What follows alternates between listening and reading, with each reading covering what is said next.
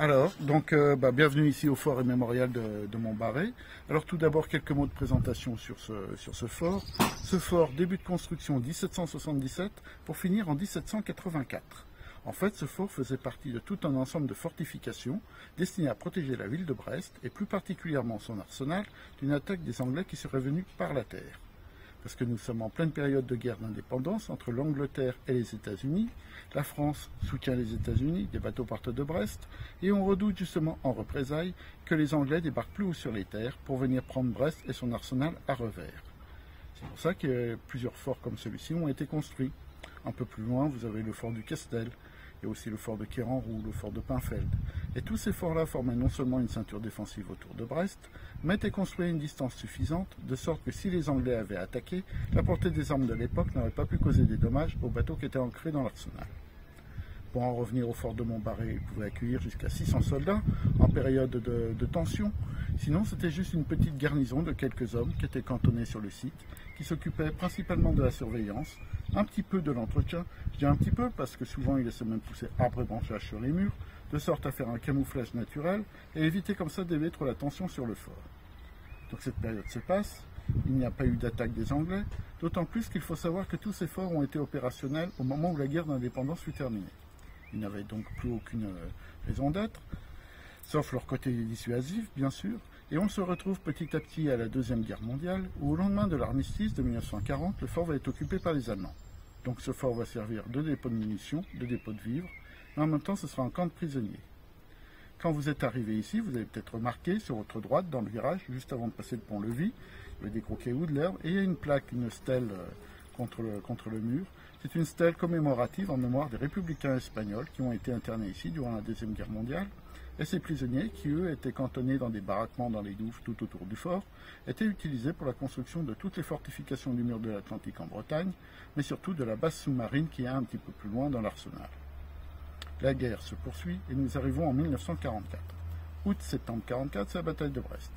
Les Allemands reculent de toutes parts. Les Américains, quant à eux, aimeraient pouvoir récupérer le port de Brest pour pouvoir l'utiliser comme ils avaient fait durant la guerre de 14-18 pour y amener matériel et personnel. Septembre 1944, le fort est déserté de tous ses occupants, mais dans leur retraite, 70 parachutistes allemands trouvent refuge et se retranchent dans le fort.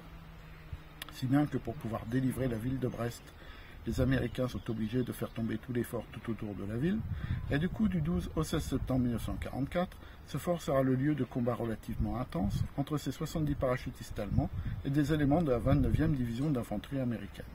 4 jours de combat, au bout desquels, pour pouvoir s'en sortir, les Américains vont appeler à l'aide les Britanniques, qui eux vont venir avec le gros char qui est sur l'herbe. Là, c'est un char crocodile, un char lance-flamme. Donc 4 chars comme celui-ci vont être envoyés contre le fort, 3 vont exploser sur des lignes, et un comme celui-ci va réussir à passer et a permis de réduire la résistance qu'il y avait à l'intérieur du fort. Le 16 septembre, les Allemands, qui n'ont plus de munitions, qui n'ont plus de vivres, qui sont à moitié asphyxiés justement par les incendies causés par les lance-flammes, vont aller se réfugier. Alors vous avez les 2 gros piliers d'accès, et dans le pilier de gauche, celui où on voit il y a une ouverture sur le mur, là. Derrière, il y a un escalier qui descend jusque dans les douves. Vous avez même un puits. Et les 70 parachutistes allemands vont se rendre aux Américains au niveau de ce puits. La reconquête du fort aura coûté aux Américains 37 soldats. Donc le 16 septembre, le fort de Montbarré tombe. 2 jours plus tard, le 18 septembre 1944, la ville de Brest est libérée à son tour. La guerre se poursuit et se termine le 8 mai 1945. Et nous entrons ensuite dans une autre période qui est la guerre froide. Si bien que la Marine nationale prend possession du site et fait la construction des 2 bunkers que vous avez derrière vous. Et sur le bunker principal, celui de droite, on aperçoit sur le toit des plots carrés en béton, et ces plots carrés servaient d'ancrage à une grosse antenne radar qui était destinée à surveiller l'espace aérien, de patrouilles ou d'attaques d'avions russes dans le secteur. Et tout était en communication avec des batteries anti-aériennes disposées le long de la côte, et c'est resté opérationnel jusqu'en 1977-79 environ, car ce qui a mis un terme ici à l'activité militaire fut l'entrée en service du radar de Bretagne du côté de l'Opérette, si bien que la marine s'est désengagée du site, le site a été désaffecté, abandonné, et quelques années plus tard, dans les années 80, plus exactement en 1984, Charles Guasguen, ancien compagnon de la Libération, une personne qui était très bien implantée au sein de la ville de Brest, a donc pris possession du fort pour en faire le musée mémorial d'aujourd'hui. Donc voici dans les grandes lignes l'historique de ce fort. Merci bien. Donc je rentre dans l'un des bâtiments. Et là, surprise, Il y a un énorme wagon. Il n'est pas là pour rien. C'est ça. Pardon, madame.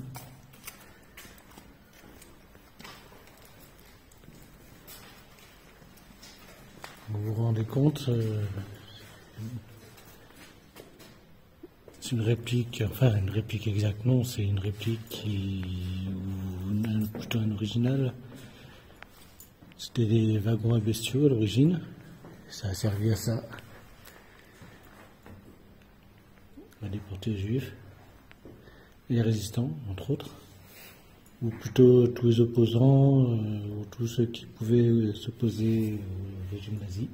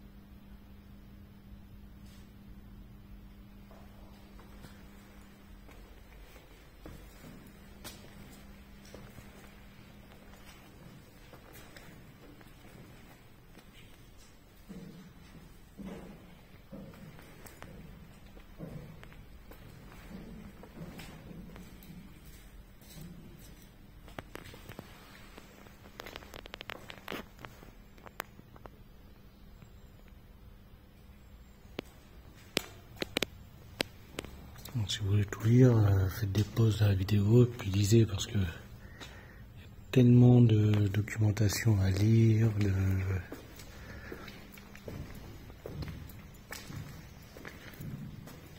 de photos. Voilà un plan d'un des camps de concentration.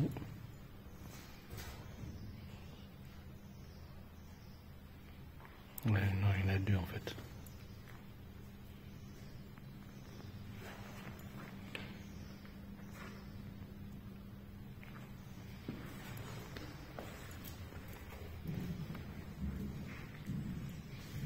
Atelier fusil.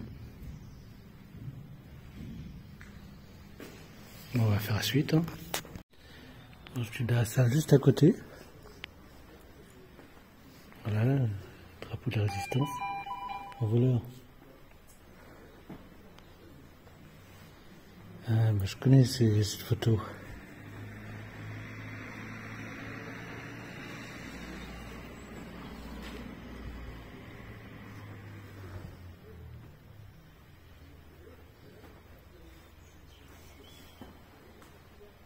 C'était un peu plus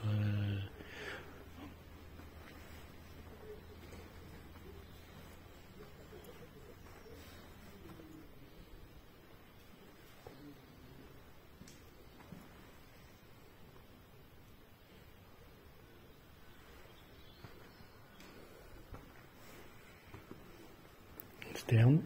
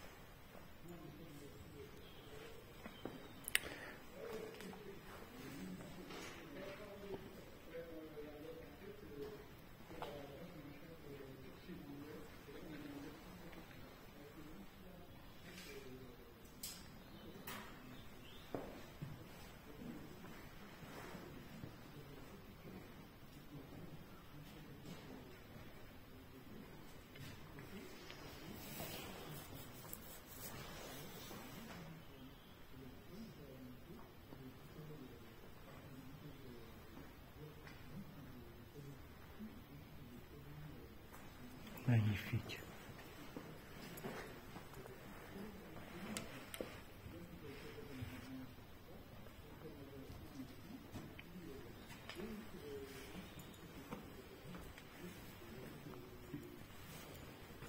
Un magnifique torpille.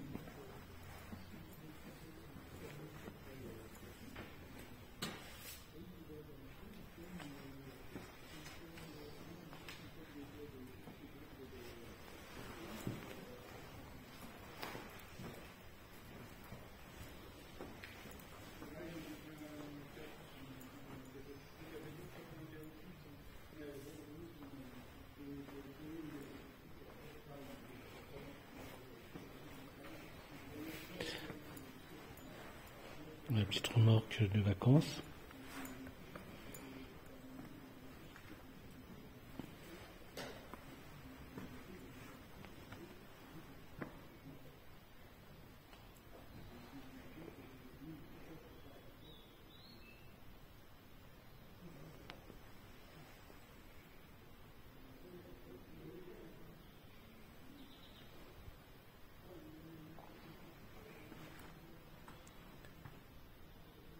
Alors l'île de Sein, pour savoir, c'est le plus gros des résistants qui sont allés en Angleterre. En fait, l'île de Sein, ils sont tous partis, enfin pratiquement tous partis à Londres. Le général de Gaulle, quand il a fait revue des troupes, et ben, il s'est rendu compte qu'ils venaient tous de là-bas, quoi. 75% des gens qui étaient face à lui venaient de cette île.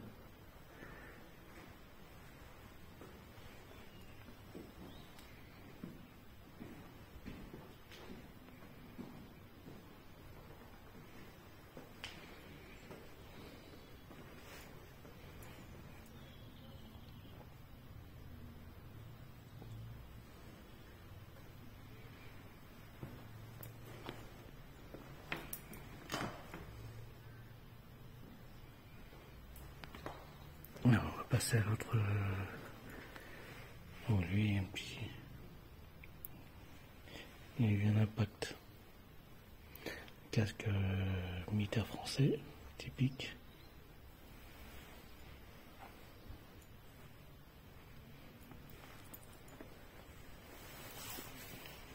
On passe à la pièce suivante. On a d'autres équipements de l'armée française. La fameuse gourde, casque, masque à gaz.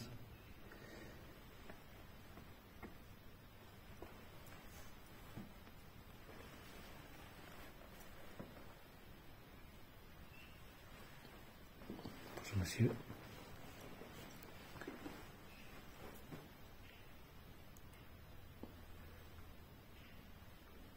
Voilà, c'était complètement la Première Guerre mondiale, mais il faut se rappeler qu'ils ont été équipés vite fait, les civils, et enrôlés dans l'armée française, donc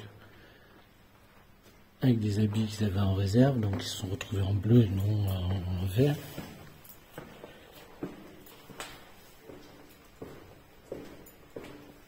Ce qui explique qu'il est habillé en bleu.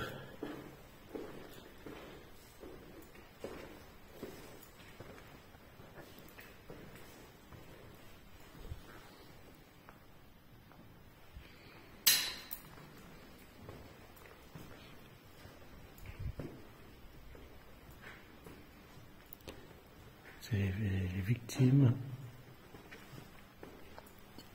d'un abri antiaérien. L'abri antiaérien a pris feu, il y avait un dépôt de munitions à l'intérieur. La population allemande ainsi que les Français qui étaient réfugiés à l'intérieur ont perdu de très lourdes pertes. Comme vous voyez, c'est pas une légende.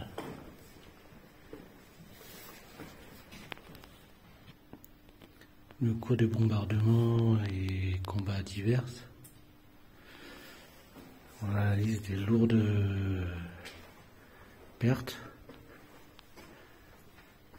civil, bien sûr. Il y en a sur tout le mur. Et il y en a là-bas aussi, pour vous montrer que c'est pas...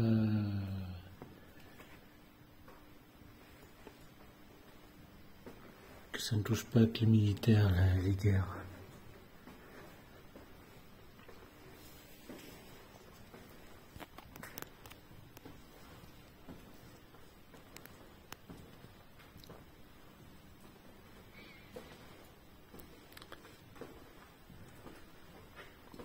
Bon, je me pose et je vais sur l'autre mur.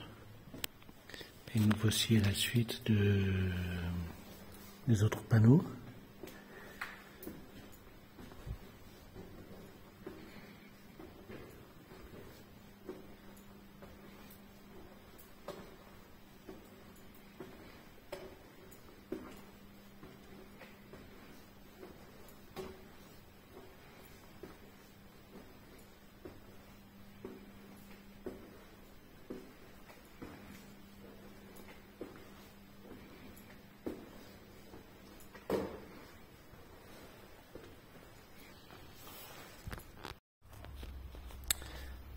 Je vous présente un magnifique half-track M3. Il a un état fantastique. Il y a une multitude de véhicules très intéressants. Comme là, un Jeep, Willys, le GMC, mais les autres salles c'est pareil. Il y a même des Dodge.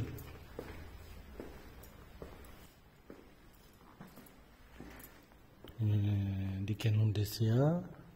Il y a des multitudes de salles avec des explications. Je vais pas tout vous filmer, je vous dis juste un condensé. Donc ça vous oblige à venir ici quand même. Mon but c'est d'amener des gens à des endroits insolites, et ben là c'en est un. C'est pas qui vivent à travers mes vidéos, surtout que là c'est accessible pour vraiment tout le monde.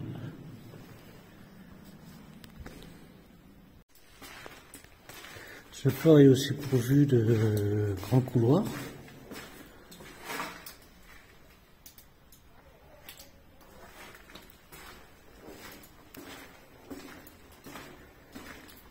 C'est quand même un très très beau fort, très intéressant.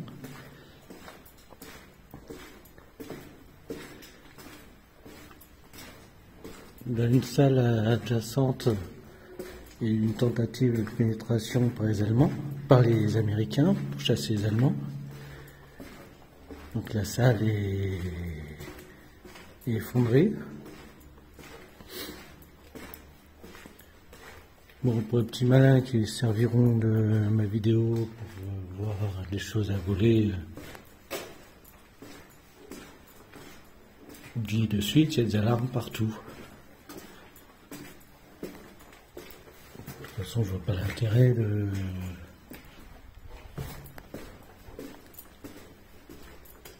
venir voler.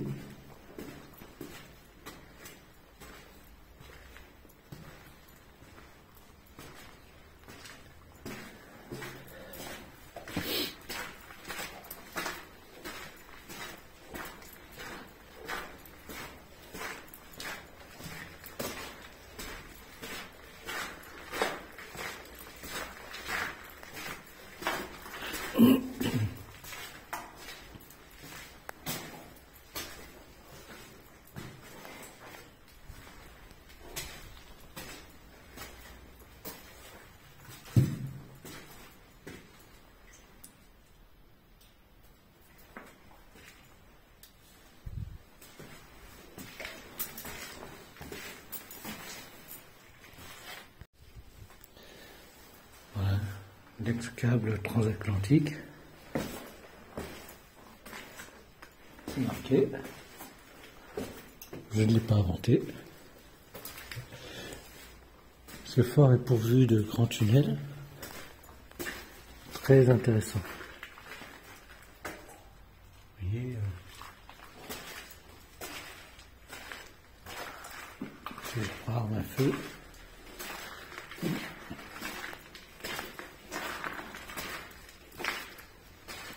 très belle meurtrière. On retrouve beaucoup de meurtrières dans ce style-là.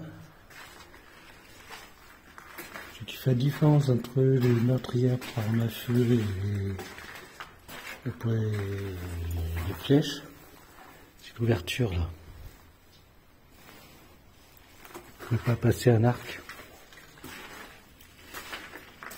ni une arbalète.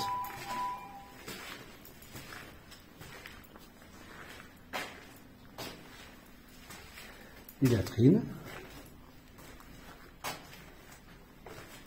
Alors, je me suis rendu compte qu'il y avait des gens qui ne savaient pas ce que c'était des latrines.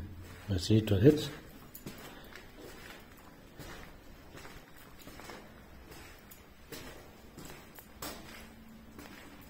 Le guichet de surveillance.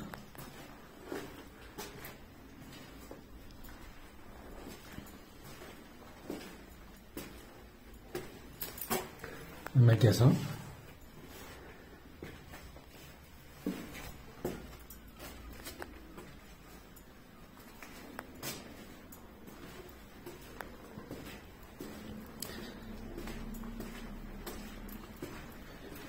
Et retour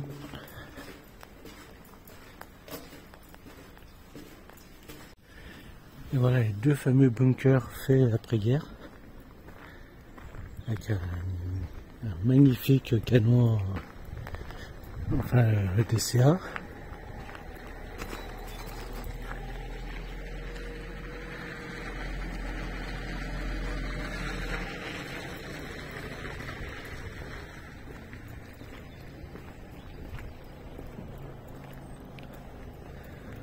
Bon, je filmerai pas l'intérieur par respect à l'association qui gère le site. Donc si vous voulez le voir, vous venez de vous-même. Bon, vous trouverez aussi des maquettes. Certaines vous permettraient de comprendre justement comment étaient disposés les canons, de quelle manière, ce qui est pas inintéressant quoi. Voilà, quelques casques.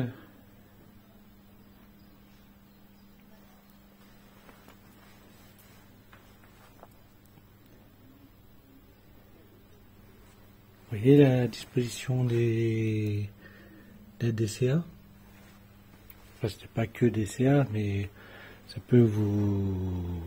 Voilà, ça c'est le genre de canon que j'ai filmé il n'y a pas longtemps et que vous avez trouvé dans mes vidéos. Je pense que je vais m'en servir.